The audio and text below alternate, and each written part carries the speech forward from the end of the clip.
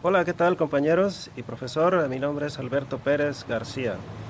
El presente video es para cumplir con lo requerido para la actividad de esta semana de Filosofía de la Historia y Progreso. El sentido de la historia permite alcanzar el progreso de la humanidad. Es la pregunta primera que se nos plantea. Y en este caso, yo comento que hablar de sentido de la historia no necesariamente implica que la historia, como hechos ocurridos en el pasado, expliquen o justifiquen hechos que estén por ocurrir en el futuro o que ya estén ocurriendo actualmente. Decir que existe una relación trascendente entre un hecho pasado y uno futuro, eh, considero que raya en la superstición. Más allá de esto, habría además que preguntarse, en el supuesto de que la historia efectivamente tenga un sentido, cuál podría ser, o mejor dicho, cuál deberá ser la dirección y el propósito de tal sentido. Porque el concepto de sentido necesariamente implica un orden inmanente en la sucesión de hechos y un propósito trascendente de tales hechos. Esta postura puede resumirse en 6 palabras: el deber ser de la historia. Y si la historia tiene un sentido racionalizable o racional, esto tampoco implica que su propósito sea racional. Esto es, que aquello hacia lo que la historia trasciende sea algo bueno, algo justo, algo predecible o infaliblemente calculado con rigor matemático. Hablar de orden y de propósito pareciera ser incompatible con la realidad natural, evidentemente caótica y ciega a criterios ético-morales. Ciertamente la ciencia humana puede presumir el descubrimiento de tal o cual ley natural, pero atribuirle trascendencia a un conjunto de leyes universales requiere de una justificación teológica o casi teológica que permita otorgarles un sentido. Más allá de lo natural, podemos decir, para propósitos prácticos, que la historia es un hecho netamente humano en su racionalidad. Esto lo justificamos diciendo que la historia comienza con la aparición de las primeras conductas racionales del hombre con respecto a su relación con la naturaleza. Por ejemplo, la implementación de la agricultura, el forjado del hierro, la planeación urbana, etcétera. Previo a esto se habla de prehistoria.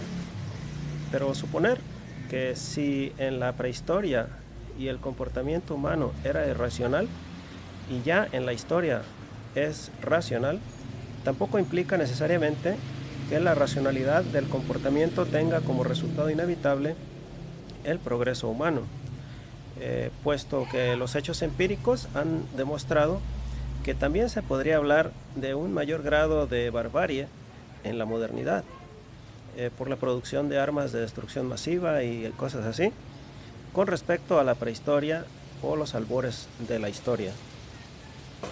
La siguiente pregunta es la siguiente: ¿la filosofía de la historia tiene alguna aplicación o implicación?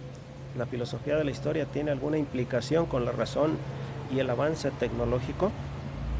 Aquí mi respuesta es que los argumentos suelen irse a extremos, por lo que una postura prudente podría ser la admisión de que la racionalización de la conducta humana, consciente de su proceso histórico, resulta o ha resultado efectivamente en algo que podríamos llamar progreso.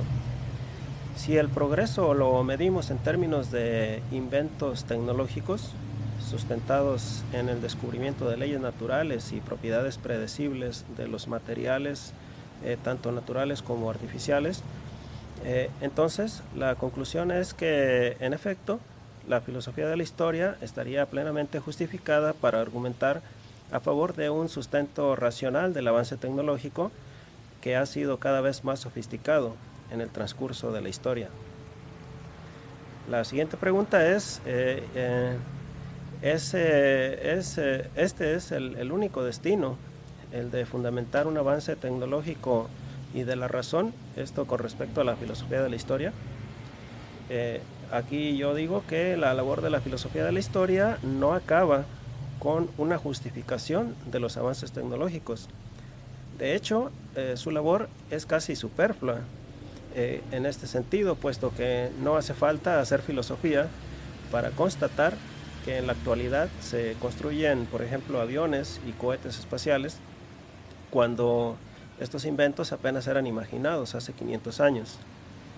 La filosofía de la historia y particularmente la filosofía de la ciencia, con respecto a los avances tecnológicos, encuentran su razón de ser no en la justificación y explicitación de tales avances a nivel empírico, sino en las implicaciones históricas con respecto a la actividad humana, porque ha de considerarse como parte de un hecho, de un acto o de una acción, que habitualmente se tiene una contrarreacción o una consecuencia que puede ser racionalizable, esto es, predecible y calculada, pero también puede ser inesperada y sorpresiva. Finalmente, la pregunta es de tener otros matices distintos a los expuestos por la idea de progreso. ¿Cuáles serían estos sentidos y cómo justificarlos?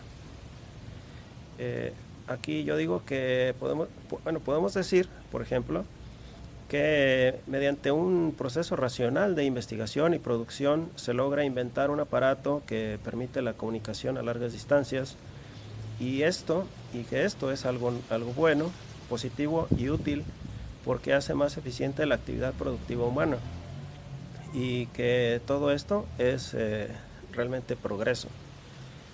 En este supuesto, la filosofía de la historia y la filosofía de la ciencia deben estudiar primero si lo que se entiende por progreso realmente se sustenta en los avances tecnológicos.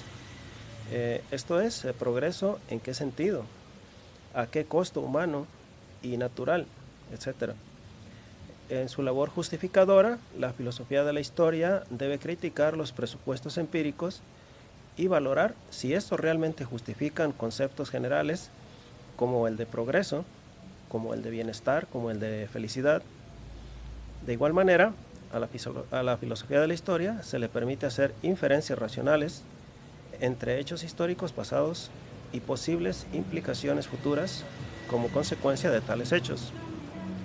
Inversamente, es criticable cualquier inferencia hecha en los términos antes enunciados, de tal manera que sea posible saber qué conceptos axiomáticos y qué reglas de inferencia fueron utilizados para llegar a tal conclusión.